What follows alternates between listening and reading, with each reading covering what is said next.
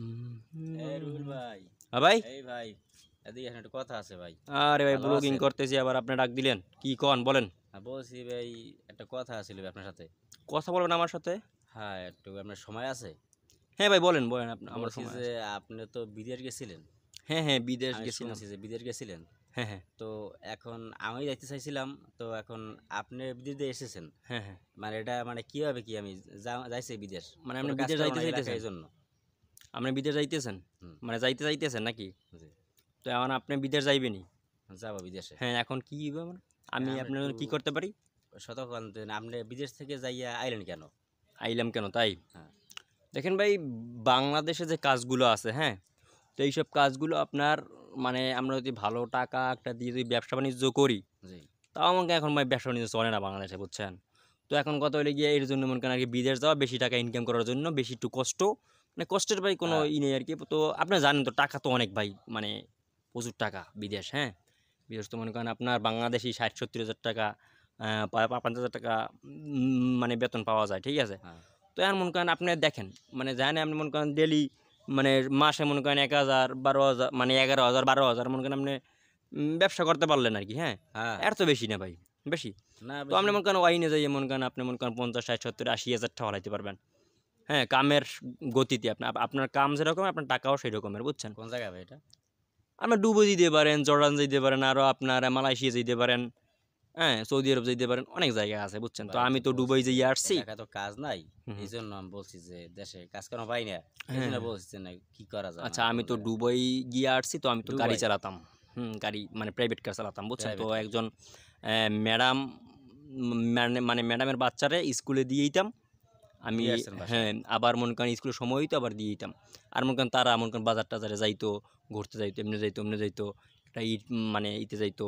তো সেখানে মনে করেন আমিও যাইতাম, মানে আমি তাদের মনে করেন এক কথা ড্রাইভার, হ্যাঁ। তো ড্রাইভার। আমি তাদের ড্রাইভার ছিলাম, ঠিক আছে।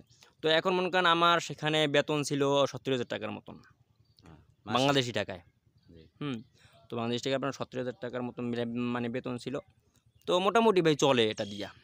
মানে মোটামুটি চলে, মানে আপনার ইটি দিয়ে খাওয়ান খরচ দিয়ে মোটামুটি আপনার মনে করেন 50,000 40,000 বাড়ি পাঠান যায়, বুঝছেন?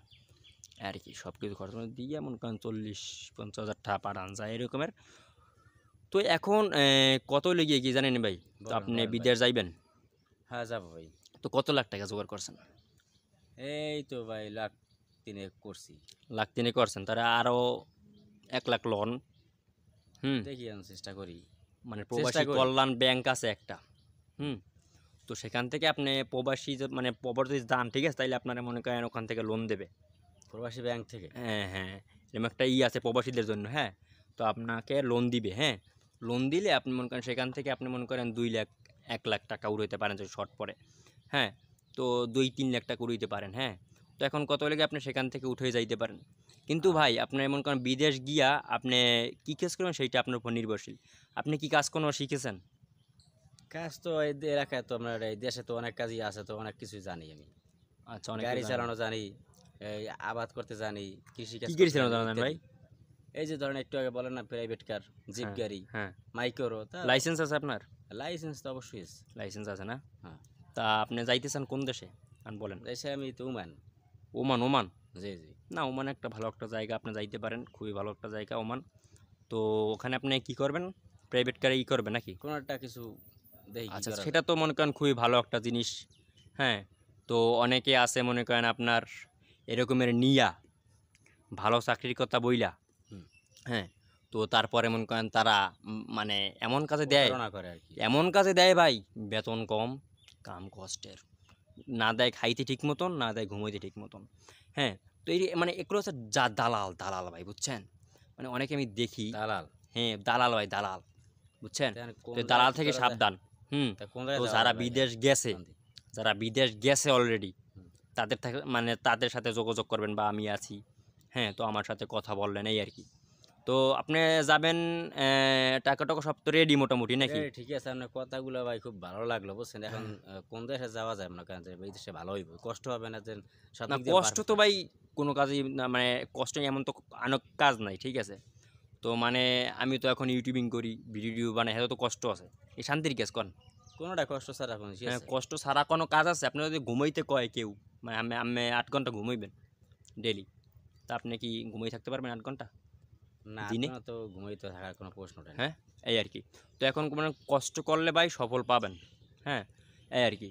তো এ আর কিছু তা কিছু আমার না ভাই, মানে তা আমি আমার আপনার সাথে এইটাই কথা আমার বলবো না, তা আপনি আমাদের বাড়ি যাইয়েন। তা আপনার হ্যাঁ, মানে এগুলা আইডিয়া দেওয়ার জন্য ধন্যবাদ ভাই, বুঝছেন? হুম, হুম, খুব হুম। ভালো হইছে ভাই আইডিয়াটা। ভালো থাকবেন ভাই।